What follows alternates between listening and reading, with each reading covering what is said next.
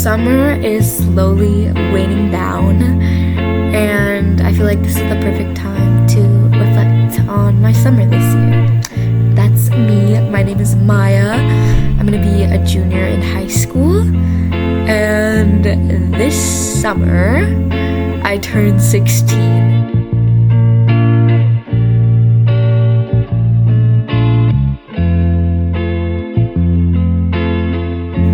I also got to reconnect with my childhood best friend Sophia and her family since we were both turning 16 this summer.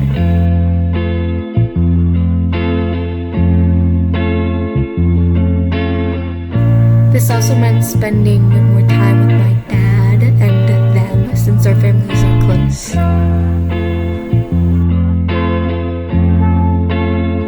My cousins moved back home, and overall there was just a lot of family time, which I really loved. My sister's boyfriend Peter is basically a part of the family at this point. My brother actually tore his ACL this summer, but he made the most out of it, and honestly really did like helping him and spending more time with him before we went to college.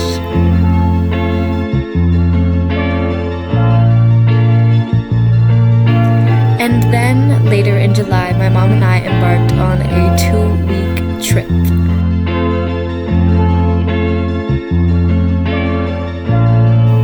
We spent a part of the trip visiting colleges in Florida, and I shopped in the flea market of my dreams. I was a bit sad because we got grounded in Atlanta and I missed 2 days of camp, but I ended up really liking it there, and my mom and I went to a spa and did a dance class, and it turned out really nice.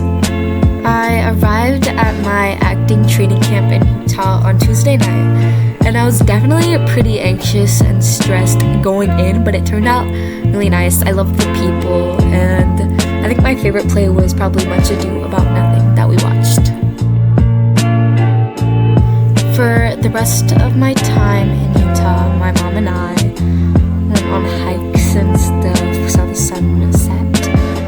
This was our hike, I think it was called Cedar Breaks, and it was my favorite spot. I loved it a lot. It was really beautiful.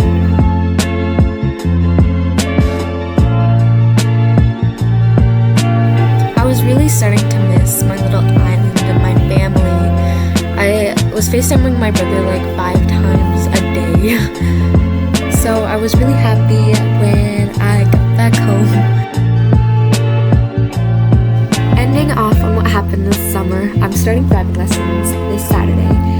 And I wanted to share the shows I watch since my family and I have a habit of watching something every night. So they were Castaway Diva, The King's Affection, My First Love, The Land of Women, Acapulco, and Dairy Girls, which I highly recommend all of these.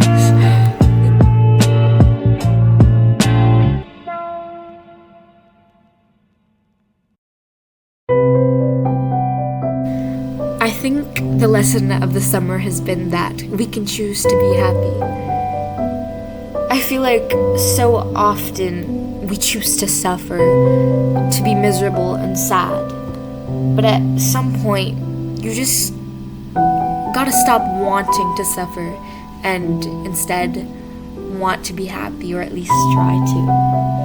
Like, you can dwell on the fact that you made a mistake, or all of my insecurities, like I'm self-centered and spoiled and stinky and sensitive.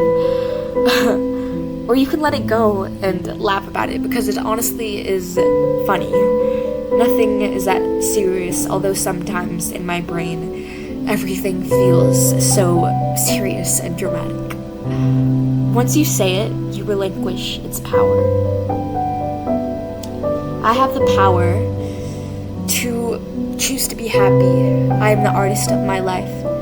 And although the future can be scary and sometimes, I don't know, it's hard to believe that things will be okay.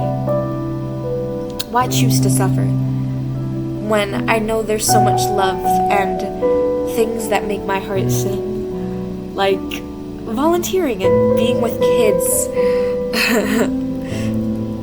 When I do that, I feel complete and whole. My fears go away, and that's when I truly feel confident. The type that doesn't need attention or validation, just a happy and humble confidence.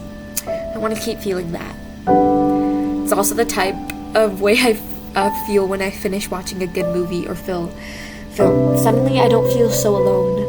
I feel a purpose, and I think that's why I've always wanted to make these videos, so that I can feel that way and others can too. So anyway, I'm going to choose to be happy, not take myself so seriously, and just follow the wave of life and what makes my heart sing.